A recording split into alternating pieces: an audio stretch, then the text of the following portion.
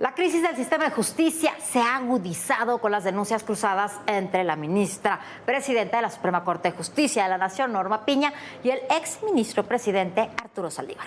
Aunque ellos no sean necesariamente los protagonistas de toda la historia, lo cierto es que lo son. Magistrados y jueces del país expresaron su respaldo a Norma Piña, presidenta de la Suprema Corte de Justicia de la Nación, luego de que el exministro Arturo Saldívar aseguró que interpondría un juicio político en contra de la ministra Piña por una supuesta intervención en el proceso electoral, pero al mismo tiempo hay investigaciones contra Saldívar y amenazas de procesos legales contra el propio Saldívar. Un mecanismo que hay que tenerlo en claro. Ninguno de los dos va a ganar. Lo que va a terminar perdiendo es la autonomía del Poder Judicial en el país. La Asociación Nacional de Magistrados y Jueces de Distrito del Poder Judicial de la Federación expresó su respaldo a la ministra presidenta Norma Piña, luego de que el ministro en retiro, Arturo Saldívar, anunció que interpondrá un juicio político en su contra, señalándola de intervenir en el proceso electoral. La intervención indebida de Norma Piña en el proceso electoral, el uso faccioso de la Corte y del Poder Judicial de la Federación nos obliga a presentar una denuncia de inicio de juicio político en contra de la ministra presidenta de la Suprema Corte de Justicia de la Nación. La reacción de Saldívar es por la investigación en su contra por la supuesta comisión de conductas que pudieran constituir faltas administrativas. Norma Piña ordenó iniciar la investigación de oficio contra su antecesor, derivada de una denuncia anónima. Además de Arturo Saldívar, se señala a varios excolaboradores por ejercer presión y supuestas amenazas para satisfacer intereses personales y de terceros. El presidente López Obrador respaldó a Saldívar, pero reconoció que el juicio político contra la ministra Norma Piña no llevará a nada. En tanto, el ministro González Alcántara Carrancá habló de las responsabilidades de los servidores públicos. Nosotros tenemos una obligación de rendir cuentas en forma permanente de lo que hacemos con los recursos que el Estado nos proporciona, de lo que hacemos con nuestros procedimientos y sobre todo que una sanción a un funcionario judicial debe ser también ejemplar. No es que estemos en periodos de cacería de brujas. La Unidad General de Investigación de Responsabilidades Administrativas señaló que no tiene facultades para indagar y en su caso sancionar, por lo que será la Suprema Corte la que defina lo correspondiente. De acreditarse la denuncia, los responsables serán acusados de atentar contra la independencia judicial, falta de imparcialidad, cohecho, abuso de funciones, desvío de recursos y enriquecimiento ilícito. Para ADN 40, Fuerza Informativa Azteca. Bueno, todo esto está en juego de cara al proceso electoral del 2 de junio y a la transición, tampoco lo olvidemos, la transición del 2 de junio al 1 de octubre, que no va a ser sencilla, gane quien gane. La próxima presidenta, porque será o Claudia o Xóchitl, la próxima presidenta tendrá 4 posiciones en la Suprema Corte de Justicia de la Nación.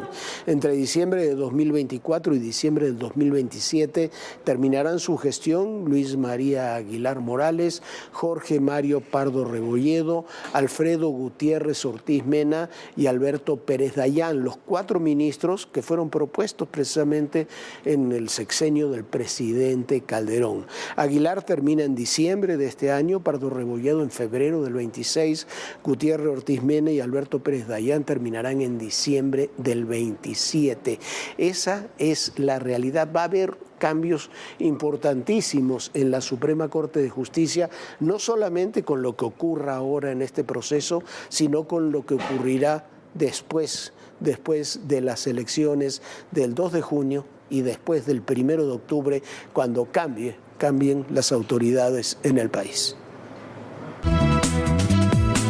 Del que somos el primer país exportador.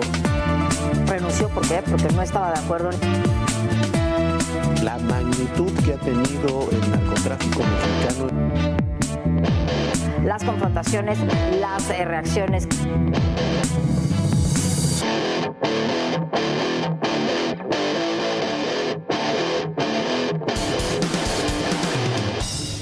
Tiene Tiene 40 años y su negocio era el tráfico de cocaína, marihuana, migrantes y armas.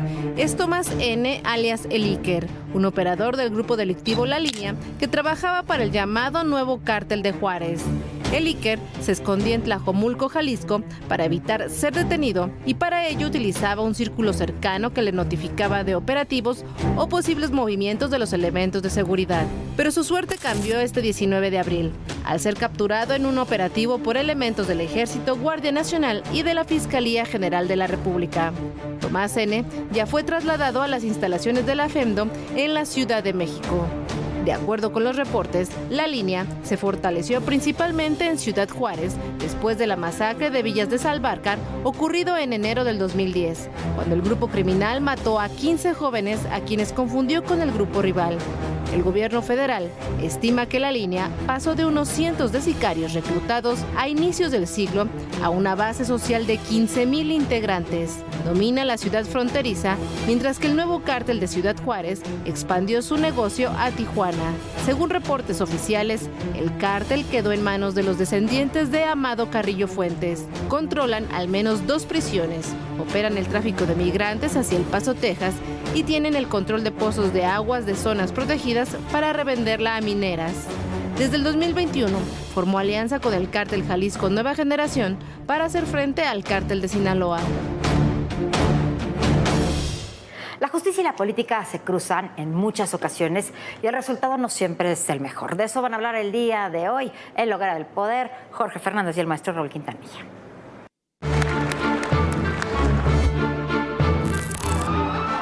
Una visión oscura de la sociedad.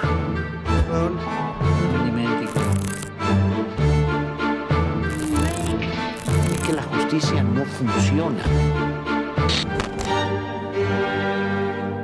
Bueno, cuando se cruzan la justicia y la política, no siempre, casi nunca dan buenos resultados. Y en este momento, en nuestro país, pero en muchos otros lugares, veamos lo que ocurre en Estados Unidos con Trump y en muchos otros países, la justicia y la política se están cruzando sin buenos resultados en ninguno de los casos. ¿Qué tal, maestro Quintanilla? ¿Cómo está, mi querido señor? ¿Cómo le va? Siempre ha sido un gran tema. Es un gran tema. Es uno de los temas contemporáneos más importantes. Yo creo que la justicia siempre ha sido un elemento apasionante en los seres humanos. El sentido de el equilibrio, el justo medio, la armonía, el balance. Pero las leyes como tal, es el abrevadero de nuestros veredictos. Y si quieren que algo pueda llamarse que es justo, hay que partir de una medición basada exclusivamente en leyes perfectamente estructuradas, ¿sí? Cuando la justicia adquiere relevancia sobre el mundo de las leyes, porque las leyes es una verdad embellecida que sirve para poder estructurar cosas y que los seres humanos puedan aprender a convivir sin necesidad de venganza, que ese era el espíritu de lo que significaba crear una ley y crear una justicia. Cuando la justicia es superior en su elemento moral, como ahora, que a la ley, todo se vuelve absoluta arbitrariedad. Y cuando se vuelve la justicia un instrumento político más, y lo estamos viendo en muchos países. Hay una frase que yo siempre repito, tú siempre me cotorreas un poco por eso, pero que a mí me encanta, que es esto de Rawls, creo que es el que dice: los países que funcionan tienen leyes laxas que se aplican de forma estricta, y los países que no funcionan tienen leyes estrictas que se aplican de forma laxa. Y eso es un poco lo que estamos viviendo. Ahora, es que son criterios absolutamente diferentes. La primera vez que aparece el proceso de la justicia en la historia universal tiene que ver con el juicio de Sócrates, tiene que ver con qué decide Sócrates para hacer su vida. Él decide lo justo: no voy a irme, no voy a dejar, no me voy a callar, ¿sí? No me van a quitar libertades y no van a utilizar mi destino con un fin o con un sentido político. Y ahí es cuando Sócrates, con la muerte por cicuta, estructura procesos completamente diferentes. Las religiones antiguas, la ley del talión, el ojo por ojo, Si tú incluso los mitos griegos antes de Sócrates, claro, o sea, que tú los conoces muy bien. El ciclo de la sangre llama a la sangre, la ley. Mire, en el ciclo de la sangre llama a la sangre, todo es absolutamente venganza. Las mujeres no tienen derecho a la venganza. Son los hombres que tienen que cometer la venganza. En este ciclo de Tántalo, de la sangre llama a la sangre, lo que corría era verdaderamente procesos terribles que tenían que ver con fuera de lo lógico. La ley del talión decía ojo por ojo. Si te sacan un ojo, tienes derecho al ojo de otra persona, no dos ojos. Eso era lo que quería decir. El ojo por ojo, diente por diente. Un equilibrio en tus venganzas, lo que le están pidiendo. Un equilibrio entre el daño y el castigo, ¿no? Pues sí, es lo que le está pidiendo, creo que la ONU a Israel, que no sea desmesurado en su respuesta, para tratar de manejar un equilibrio. Que Israel tiene derecho a una respuesta, y a defenderse, y una respuesta después del ataque de Hamás es indudable. Que el ataque parece ser desproporcionado, también parece ser indudable, ¿no? Exactamente, entonces, en ese sentido, recordando el ciclo de la sangre llama a la sangre, después de que sucede la guerra de Troya y un personaje mítico, un personaje histórico, Electra, educa a Orestes para que mate al amante de su madre, y Orestes termina matando a Clitemnestra y a Egisto, porque ella no puede vengarse, porque ella es mujer.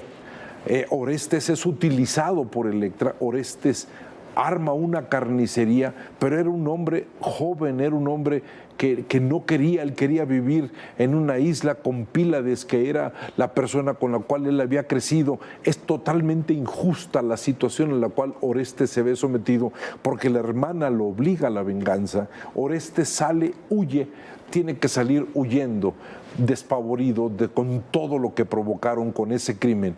Y los dioses, por primera vez, dicen, vamos a detener esto. Los dioses del Olimpo se reúnen y hacen un juicio a Orestes, y a Orestes lo declaran inocente, pero responsable de una serie de cosas. Orestes carga ¿de qué va a ser responsable? De cargar la culpa, de cargar la vergüenza, de no poder volver a ser igual que antes, pero no era culpable. En esos mitos nace por primera vez el juicio apolíneo.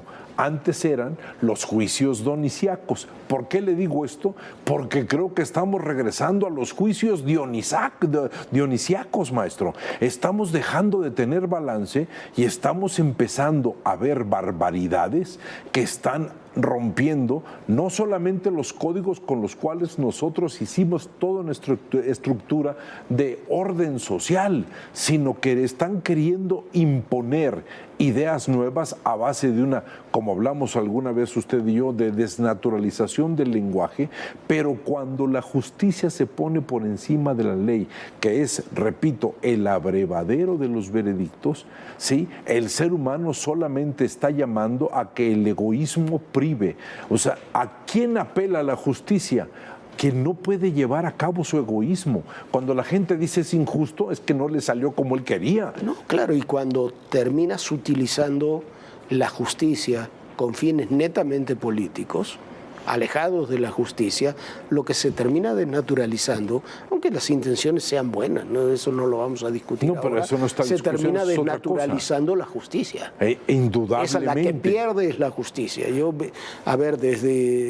Yo creo que la pérdida que hemos tenido en la justicia en México, en la procuración de justicia, desde el tristemente célebre caso Chapa Besanilla, con sus juicios, con el asesinato del cardenal Posadas, que Colosio, Ruiz Massieu creó una serie de ficciones, una cantidad de mentiras políticas para justificar objetivos políticos, y para eso utilizó la justicia, que la desnaturalizó desde entonces hasta ahora. Y vaya que han pasado años, desde eso fue en 95, 96, la justicia no se ha logrado recuperar en México. Y ha habido no solamente un desorden, ha privado el interés creado sobre la lógica de lo que significa el proceso de la justicia. O sea, No puedes hacer leyes nuevas para que la justicia sea como tú deseas, porque en ese momento estás rompiendo los procesos de libertad y los derechos de otras personas que responden a intereses completamente distintos. No hay nada más interesante que estudiar lo que significa la palabra fallo, lo que significa para un juez tener que determinar un fallo. Se le llama fallo porque precisamente en el español queda muy en claro que un ser humano puede fallar y que por ese fallo los seres humanos tienen derecho a alternativas de amparo, de poder revisar las cosas. Creo que todo en este momento están intentando suspender no sé cuántas cosas que tienen que ver con las posibilidades y alternativas de un ser humano de defenderse ante un sistema. Sí, cuando tú quitas el amparo, en otros países le dicen habeas corpus, aunque no es exactamente, que me gusta mucho el término. El de habeas corpus a mí me gusta mucho también, pero no es exactamente lo mismo, pero es un concepto similar. Cuando tú dices ninguna obra pública puede recibir amparos, ninguna legislación puede recibir, entonces, ¿de qué te vas a amparar? De delitos solamente comunes, de acusaciones personales. Me parece gravísimo, no ha tenido la atención que merece, pero la iniciativa de ley que se va a aprobar ya en estos días. Se va a aprobar, va a perturbar nuestra vida. De la amnistía presidencial, para cualquier persona y para cualquier delito, está poniendo al presidente, quien sea, en el momento que sea, o la próxima presidenta, quien sea, por encima del poder judicial. Por encima de cualquier otro poder, maestro. Puedes amnistiar a quien sea por el delito que sea. Y entonces ahí entra el proceso psicológicamente de la deidificación del líder. El líder deja de ser humano para convertirse en la alternativa de la decisión. Sube el pulgar o baja el pulgar. Exactamente, eso hacían los Augustos, los Césares. Por eso usted ve a las personas en Corea del Norte pegando de berridos porque se murió el gran líder. ¿Sí? ¿Por qué? Porque no conocen otra realidad. Si tú cambias tu proceso jurídico y cambias tus leyes, estás modificando la realidad.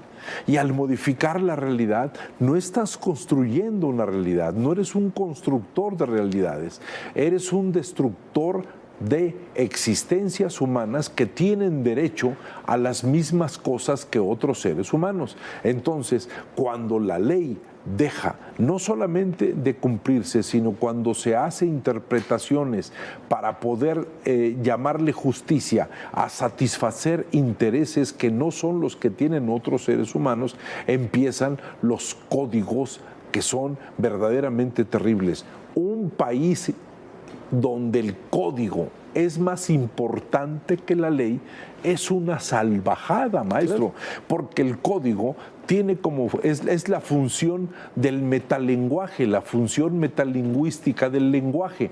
En el código no se necesitan palabras, en el código se necesitan signos, intereses y hábitos. Entonces, en el momento en que tú decides que ese código va a sustituir a una ley, automáticamente la subjetividad va a privar. ¿Sí? Es como la gente que puede decir, en esta empresa tenemos códigos que respetamos. No, perdóneme, no respetemos códigos, tengamos normas, tengamos reglas, tengamos leyes a las cuales tenemos nosotros primero que aceptar, entender y después respetar.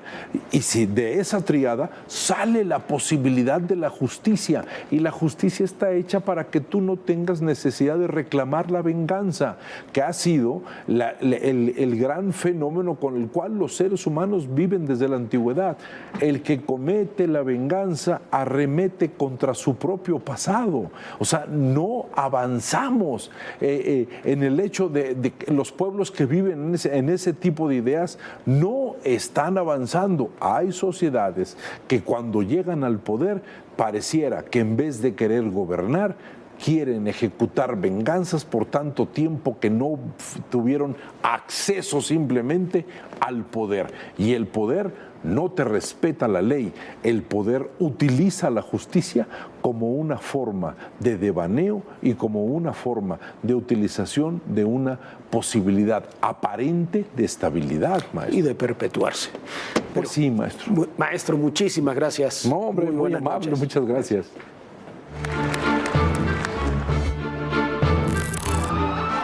Una visión facción oscura de la sociedad.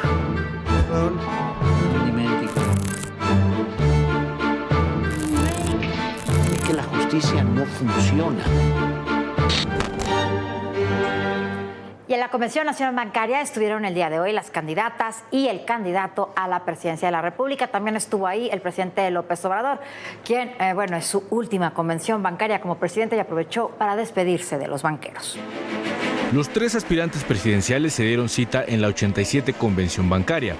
Antes de sus presentaciones, los encuentros, incómodos, se dieron en el aeropuerto. Sheinbaum y Maynes viajaron en el mismo vuelo hacia Acapulco. Ya en Acapulco, la primera en ser recibida por empresarios, entre aplausos, fue Xóchitl Gálvez.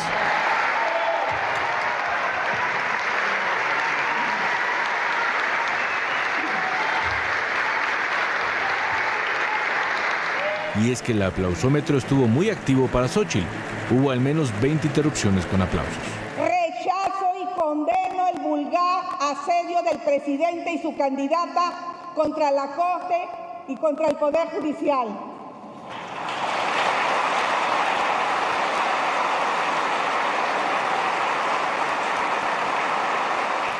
Para los otros candidatos hubo menos. La gran oportunidad, el gran privilegio que significa estar viviendo lo que estoy viviendo y sentirme agradecido por eso y sentirme feliz y saber que hago orgulloso a mis padres de eso. Frente a una situación como el huracán Otis, trabajar el gobierno, las empresas, los bancos, para poder sacar adelante Acapulco. Eso es lo primero. Muchas felicidades. Durante las presentaciones hubo algunos reclamos. Que si no ganaba la elección, soltaría el tigre. ¿Y saben qué? Ganó y soltó algo peor que el tigre. Soltó la jauría de la muerte, el dolor, la mentira y el miedo. También presumieron logros. Por ejemplo, en el TikTok teníamos 100,000 seguidores 2 días antes del debate, que eran una cuarta parte de los que tenía la candidata del PRI del PAN. Hoy somos 1,5 millones, 1,600,000, y es más del triple. Aunque no fueran suyos. ¿Cómo le ha ido a los bancos? Le ha ido muy bien en estos 6 años, a pesar de la pandemia, producto del trabajo de los bancos, pero también de la situación económica del país. Y también hubo advertencias. Se tiene que hacer una reingeniería de las empresas productivas del Estado. Se tienen que diseñar nuevos modelos de negocio para que dejen de perder dinero. Si esto no se hace, aguas con las pensiones. Promesas. Vamos a respetar la autonomía del Banco de México, que sé que les interesa este tema. Vamos a mantener la estabilidad financiera y la responsabilidad financiera del actual gobierno. No va a aumentar la gasolina ni los energéticos en términos reales. Y posturas firmes. ¿Tú considerarías o no declinar? Cuéntanos. No, por ningún motivo y en ninguna circunstancia. Este encuentro entre aspirantes y banqueros se da a poco más de una semana del segundo debate que enfrentará a los candidatos presidenciales el próximo domingo 28 de abril. Para ADN 40, Daniel Jacobo, Fuerza Informativa Azteca. Y como siempre, qué ver, qué oír y qué leer este fin de semana. Que ver un documental sobre la masacre sufrida por la familia Levarón en Chihuahua, en las fronteras entre Chihuahua y Sonora en 2019. Un documental muy bien realizado, con duros testimonios de las víctimas, con una impecable reconstrucción de los hechos y con fuertes denuncias. Se llama Masacre de los Borbones. Es un documental de varios capítulos destinado no solo al público mexicano, sino internacional. Vale mucho la pena verlo para comprender la dimensión de la crisis de seguridad que vivimos, de la tragedia que sufrió esa familia y esa comunidad, y también para comprender cómo nos están viendo en el mundo. Que oír el nuevo disco de Liz Bray titulado Shadow. Liz Bray es una de las mejores cantantes de jazz contemporáneas. Es una cantante relativamente joven que realizó este disco con varias colaboraciones, mezclando géneros y con unos músicos excepcionales. Escúchelo, es de lo mejor que saldrá este año. ¿Y qué leer al cumplirse los 10 años del fallecimiento de Gabriel García Márquez? De eso platicábamos el miércoles. Habrá que leer la novela póstuma del Gran Premio Nobel colombiano. En agosto nos vemos que no había querido publicar en vida García Márquez, pero que fue conservada y ahora publicada por sus hijos. La pregunta es inevitable. ¿Es una buena novela? Sin duda. ¿Es lo mejor de García Márquez? Rotundamente no. La escribió Gabo cuando ya comenzaba a estar enfermo y no está a la altura de sus obras capitales. Pero cualquier texto de García Márquez, aunque no sea de los mejores, está a la altura, Viviana, de una buena novela. Bueno, Jorge, como decíamos, habrá que leerlo y habrá que leerlo porque, bueno, es lectura obligada a Gabriel García Márquez. Nosotros ya nos vamos. Muchísimas gracias por habernos acompañado. Recuerde, todos los contenidos de Todo Personal los puede ver a través del canal de YouTube de ADN 40, escaneando simplemente el QR, símbolo QR que aparece en pantalla. Y, bueno, ahí puede ver todos los reportajes especiales. Descanse, señor bonito, tenga un gran fin de semana y, por supuesto, lo esperamos aquí el lunes en Todo Personal. Buen fin de semana, Jorge. Muy buen fin de semana, Viviana, muy buen fin de semana para todos ustedes y recuerden, el poder y en la política todo, pero absolutamente todo es personal. Gracias.